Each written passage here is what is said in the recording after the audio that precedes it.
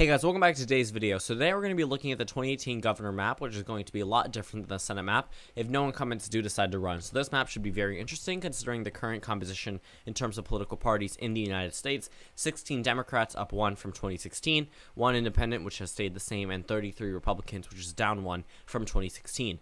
Right now, if you look at this map, it would favor the Democrats in terms of contested races, mainly because Democrats have incumbents in states like Montana, Louisiana, and North Carolina, which are not up in 2018 and obviously won't be impacted by this election, whereas Republicans in Maryland, Massachusetts, Vermont, and key Democratic states currently are up for re-election, but we are taking them out of the equation. We will be focusing on the electoral map based on, not the electoral map, the governor map, based off of no incumbents do decide to run. So California, still a safe Democratic state, along with the state of Hawaii.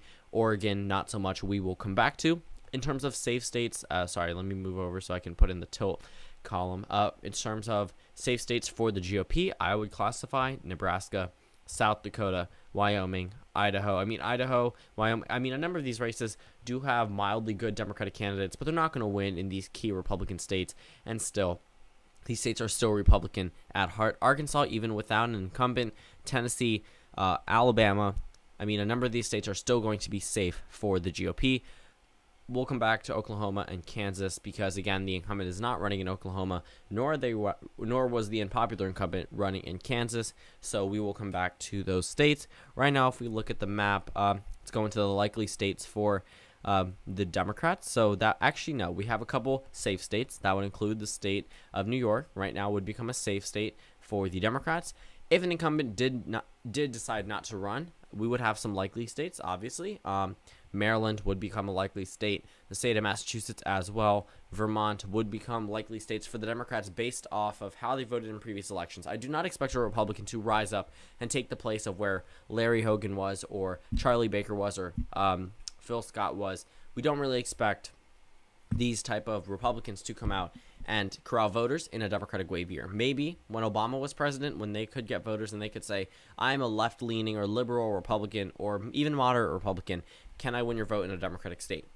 Pretty much the first reason why many of them did get elected was because of low voter turnout or just popularity in general. When you take those both away and you turn it into a Democratic wave year, which 2018 is, these states have the Democratic identity that is expected. Over in Rhode Island, the incumbent is not too popular, but in Connecticut, still a leaning Democratic state, which is pretty surprising. So for right now, we actually have some Rust Belt states, and Pennsylvania goes into the leaning Democratic column. Without the incumbent, I do expect the Democrat to win here by less than 5%, but still a win nonetheless. Over in the state of Wisconsin, we will come back to that one because without the Republican incumbent, the Democratic candidate is doing pretty well. And in the state of Michigan, there is no Republican incumbent running for this election, and Michigan is already rated as leaning for the Democrats. Minnesota as well, no current incumbent running for re-election. Up in Maine, another state going into the leaning Democratic column, and without the GOP incumbent in the state of New Hampshire goes into the leaning Democratic column. So Wisconsin, I just mentioned it actually. Wisconsin actually still goes in the leaning column for the Democrats. I just wanted to mention that if Scott Walker did decide not to run there, obviously, because no incumbents can run in this type of election, then Wisconsin goes a little bit more to the left. But Oregon actually is showing a little bit more tendencies to go towards the left, even without an incumbent. So Oregon right now, currently the incoming governor is Kate Brown, and she is running against a Republican, and she actually was tied with the Republican, and at some points ahead by 2, and some points losing by 2.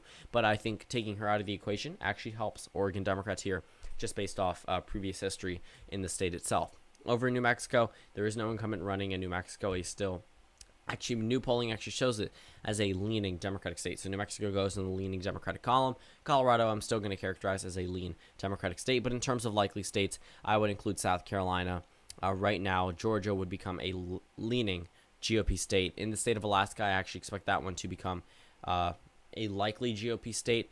I'm not going to count the Democratic candidate in Alaska. If I do, it'll still be a leaning GOP state at this point in time because I do not expect the Democrat to win in Alaska or the incumbent independent, mainly because of the unpopularity of both of them and the previous election history. Yes, the Democrat could do better than the independent incumbent, which is pretty interesting, but that's mainly because of popularity. I'm going to take both of them out of the equation and just go off with Alaska being a likely Republican state. So we have 9 contested races. The Democrats are at 24, up from 16, so obviously they're doing a lot better.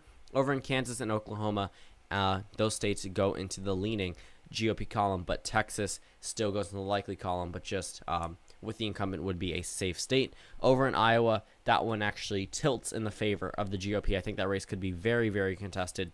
But in the state of Illinois, I expect this race to be likely for the Democrats based off voting history, and the state of Illinois being as Democratic as it is, especially with a very unpopular Republican incumbent, who even if it doesn't decide to run, it obviously won't help the GOP whatsoever. Over in Nevada, I still am going to put this one in the tilt GOP column for this point in time, and the state of Arizona goes into the leaning GOP column at this point in time, just very narrowly, just based off fielding GOP candidates and Democratic candidates.